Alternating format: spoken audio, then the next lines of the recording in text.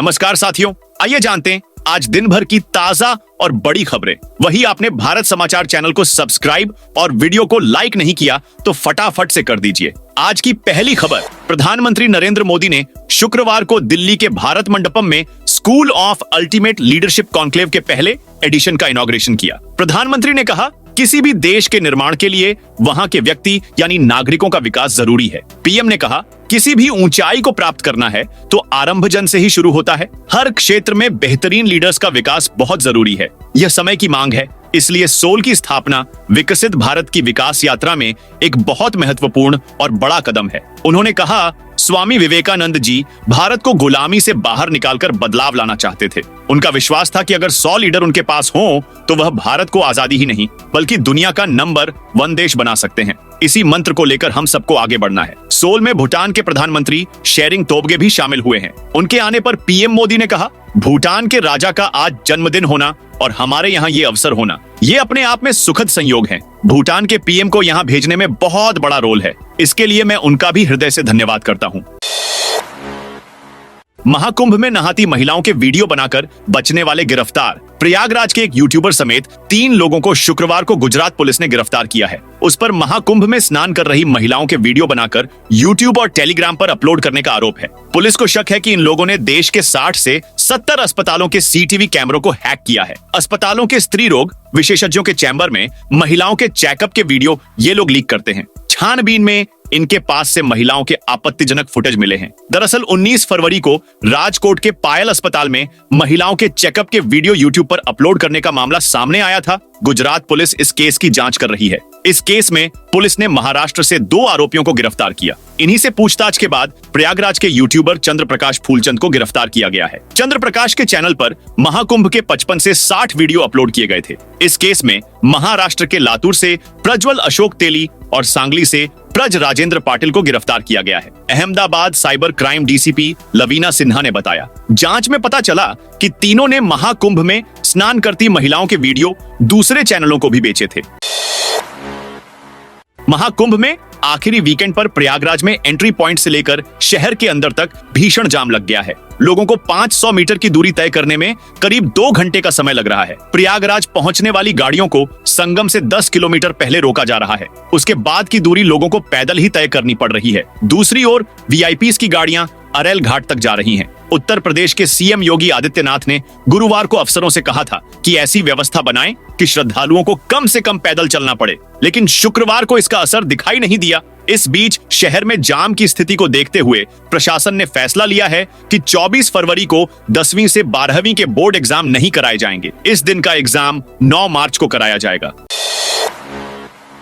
साल में 2 बार दे सकेंगे बोर्ड एग्जाम। एजुकेशन मिनिस्ट्री ने 19 फरवरी को main central board of education के साथ मिलकर अगले एकेडमिक ईयर 2026 से 27 में 2 बार बोर्ड एग्जाम आयोजित करने को लेकर मीटिंग की। केंद्रीय शिक्षा मंत्री धर्मेंद्र प्रधान ने सोशल मीडिया पर शेयर करते हुए लिखा, इन विचार विमर्शों की योजना जल्द ही सीबीएसई द्वारा सार्वजनिक परामर्श के लिए रखी जाएगी। स्टूडेंट्स के लिए तनाव मुक्त शिक्षण वातावरण बनाने के लिए 2 बोर्ड परीक्षा आयोजित करने का निर्णय लिया जा रहा है। सीबीएसई की परीक्षा साल में 2 बार होने के बाद स्टूडेंट्स के टॉप स्कोर को फाइनल माना जाएगा। ये शुरुआत 2026 से लागू होगी। इसमें स्टूडेंट्स के पास 3 ऑप्शन हो सकते हैं। साल में 1 बार परीक्षा दें, दोनों परीक्षाओं में शामिल हों, किसी सब्जेक्ट में अच्छा परफॉर्म न कर पाने पर दूसरी परीक्षा में उस विषय को दोबारा देना।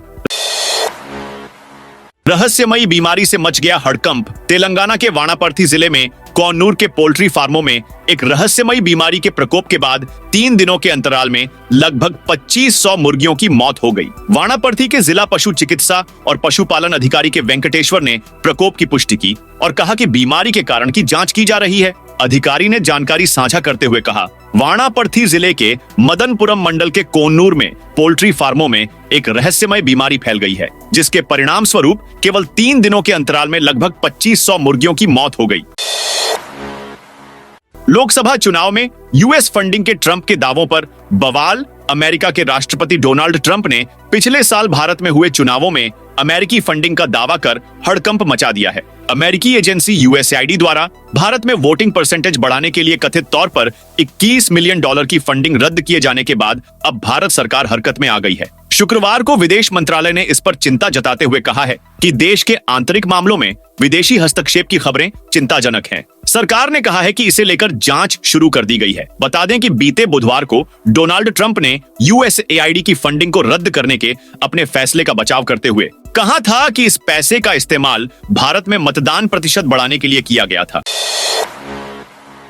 सोने चांदी के दाम में शुक्रवार को गिरावट रही। India Boolean and jewellers association के अनुसार 10 ग्राम 24 कैरेट सोने के दाम में शुक्रवार को गिरावट रही। का दाम 428 रुपए गिरकर 86,092 रुपए पर आ गया। कल सोने का दाम 86,520 रुपए पर था। बुधवार को गोल्ड ने 86,733 रुपए का ऑल टाइम हाई बनाया था। वहीं 1 किलो चांदी की कीमत आज 642 रुपए गिरकर 97,147 रुपए प्रति किलो पर आ गई। कल चांदी का भाव 97,789 रुपए किलो था। चांदी ने 23 अक्टूबर 2024 को अपना ऑल टाइम हाई बनाया था। तब ये 99,151 रुपए प्रति किलो पर पहुंच गई थी। दिल्ली में महिलाओं के लिए बंद होगी मुफ्त बस सेवा। दिल्ली में बीजेपी की सरकार बनने के बाद महिलाओं को बीच फ्री बस सेवा को लेकर असमंजस की स्थिति है। उन्हें लग रहा है कि कहीं नई सरकार यह सेवा बंद न कर दे। दिल्ली के नए परिवहन मंत्री पंकज सिंह ने इस पर लगाई जा रही अटकलों पर विराम लगा दिया है। दिल्ली में नवगठित बीजेपी सरकार के ट्रांसपोर्ट मिनिस्टर ने कहा है कि महिलाओं के लिए मुफ्त बस सेवा जारी रहेगी। दिल्ली के नए परिवहन मंत्री पंकज सिंह ने गुरुवार को आश्वासन दिया कि भाजपा के नेतृत्व वाली सरकार के तहत महिलाओं के लिए मुफ्त बस सेवा जारी रहेगी। मंत्री ने अधिकारियों को मोहल्ला क्लिनिकों के कामकाज पर एक विस्तृत रिपोर्ट प्रस्तुत करने का भी निर्देश दिया।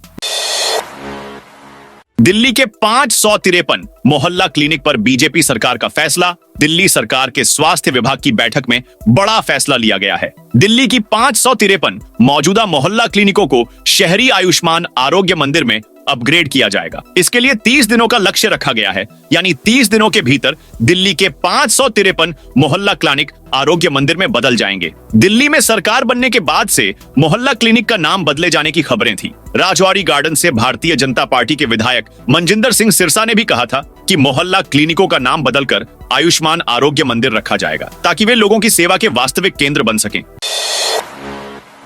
हिमालय पर 100 किलोमीटर की रफ्तार से दौड़ेगी रेल। हम लोग आगे तक जाना चाहते थे, लेकिन आशिकेश से ही लौटना पड़ रहा है। महिलाओं और बच्चों के साथ आगे सड़क का सफर मुश्किल होगा, पैसे भी ज्यादा खर्च होंगे। अगर आगे तक ट्रेन चलने लगे तो हम अपने बुजुर्गों को भी यहाँ घुमा ले जाएंगे। झारखंड के लोहरदगा जिले के रहने वाले उमेश साहू परिवार के साथ उत्तराखंड घूमने आए थे, लेकिन उन्हें ऋषिकेश से ही लौटना पड़ा। उनके लिए परिवार के साथ आगे का सफर मुश्किल ही नहीं, महंगा भी है। हालांकि उनका पहाड़ों के बीच सरपट दौड़ती ट्रेन का सपना 2027 तक पूरा हो जाएगा। आशिकेश से कर्णप्रयाग तक रेल लाइन बिछाने का 80% काम पूरा हो चुका है। ये प्रोजेक्ट 4 धाम रेल प्रोजेक्ट के तहत बन रहा है। आशिकेश कर्णप्रयाग रेल प्रोजेक्ट दिसंबर 2026 तक पूरा होने की उम्मीद है। इसके बाद श्रद्धालु ट्रेन से रुद्रप्रयाग और कर्णप्रयाग पहुंच सकेंगे। इससे केदारनाथ और बद्रीनाथ धाम का सफर आसान हो जाएगा।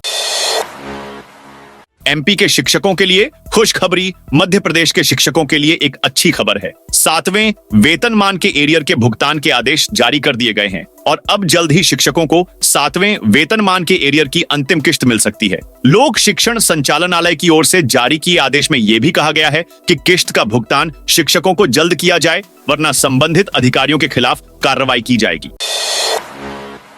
शरद पवार का सहारा बने पीएम मोदी राष्ट्रीय राजधानी दिल्ली में 98वें अखिल भारतीय मराठी साहित्य सम्मेलन का उद्घाटन हुआ। इसमें प्रधानमंत्री नरेंद्र मोदी के एक खास अंदाज की वजह से उनकी खूब प्रशंसा हो रही है। दरअसल कार्यक्रम में पीएम मोदी शरद पवार के लिए सहारा बने और उन्हें अपने हाथों से कुर्सी को पकड़कर बिठाया। वहीं प्रधानमंत्री ने खुद बोतल खोलकर शरद पवार के लिए पानी भी ग्लास में निकाला। यह देखकर वहां मौजूद लोग तालियां बजाने से खुद को नहीं रोक सके।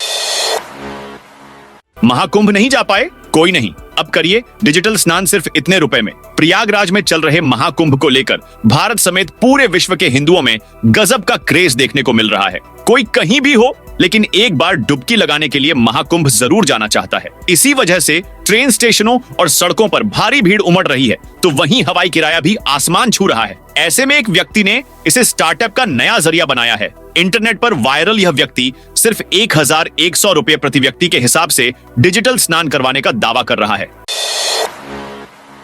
ईडी ने बीबीसी इंडिया पर लगाया 3.4 करोड़ का जुर्माना। प्रवर्तन निदेशालय ईडी ने ब्रिटिश ब्रॉडकास्टिंग कॉर्पोरेशन इंडिया और उसके निदेशकों पर विदेशी फंडिंग नियमों के उल्लंघन का आरोप लगाते हुए 3.44 करोड़ रुपए से अधिक का जुर्माना लगाया है। ईडी ने कहा कि बीबीसी इंडिया ने डिजिटल मीडिया संगठनों के लिए तय 26% विदेशी निवेश सीमा का पालन नहीं किया और इसे 100% बनाए रखा, जो कि भारतीय कानूनों का उल्लंघन है। शुक्रवार को जारी एक आदेश में ईडी ने कहा बीबीसी डब्ल्यूएस इंडिया पर 3,44,48,850 रुपए का जुर्माना लगाया गया है। साथ ही 15 अक्टूबर 2021 के बाद अनुपालन न करने के लिए प्रतिदिन 5,000 रुपए का अतिरिक्त जुर्माना भी लगाया गया है। दोस्तों, यह थी आज की ताजा और बड़ी खबरें।